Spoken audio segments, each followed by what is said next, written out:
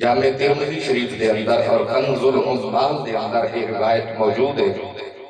میرے آقا کریم صلی اللہ علیہ وسلم نے اپنے ید اللہ والے ہتھاں کو اٹھا کے تے اللہ دی بارگاہ وچ دعا کی تھی، نذر اللہ عبدا، یا اللہ اس بندے کو آباد فرما،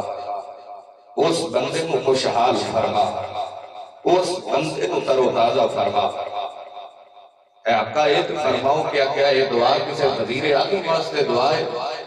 یا کسے ملک دے صدر واسطے دعا ہے، یا کسے پنڈ دے چودھری واسطے دعا ہے، یا کسے شہر دے ناظم واسطے دعا ہے؟ جواب آیا پاہمیں کو ملک دا صدر ہوئے، پاہمیں کو وزیر اعظم ہوئے، پاہمیں کو کسے پنڈ دا چودھری ہوئے، پاہمیں کو کسے شہر دا ناظم ہوئے، نذر اللہ عبدا سمع مقالتی، اللہ اس بندے کو آباد فرما جیڑا میریاں گلاں کو سندا ہے،